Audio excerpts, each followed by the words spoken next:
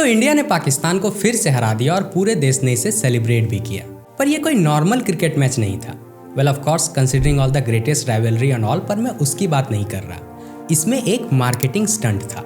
अब मुझे ऐसा क्यों लगा, इसको लेकर मेरे पास 3 पॉइंट्स हैं। सबसे पहला, द पॉलिटिकल यूटर्न।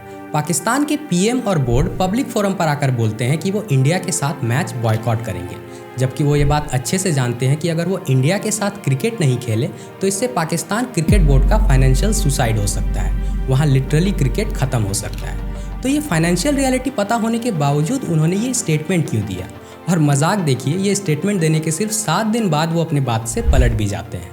अब बताइए यहाँ पर मैं कितना गलत हूँ अगर मैं कहूँ कि ये स्टेटमेंट सिर्फ इसीलिए दी गई थी ताकि वहाँ पे वॉर जैसी स्थिति बन सके, क्योंकि शांति में मैच के टिकट्स नहीं बिकती लेकिन जंग में बिकती है। अब इसी के बाद मेरा दूसरा पॉइंट आता है, एशिया कप याद कीजिए। उसके पहले मैच में पिछले सालों से व्यूअरशिप्स 20% डाउन थी, जो ब्रॉडकास्टर्स के लिए काफ़ी चिंता की बात थी।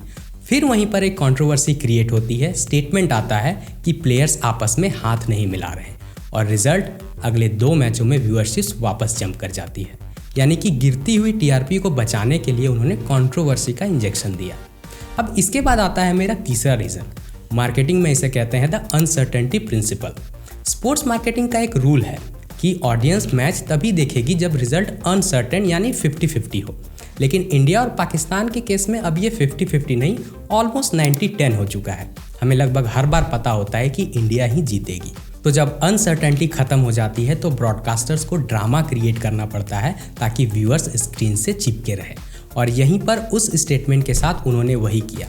तो उन्होंने मैच के रिजल्ट को नहीं बल्कि मैच होगा या नहीं इसी बात को अनसर्टेन कर दिया, क्योंकि याद रखिए इस पूरे टूर्नामेंट का 20% रेवेन्यू सिर्फ इस एक मैच से ही आता है। तो अगली बार जब आप इस तरह की किसी बॉयकॉट की कोई खबर सुने तो एक बार सोचिएगा, ये देशभक्ति है या कोई बिजनेस। वैसे कमेंट में बताइए आपको इस बारे में क्या लगता है।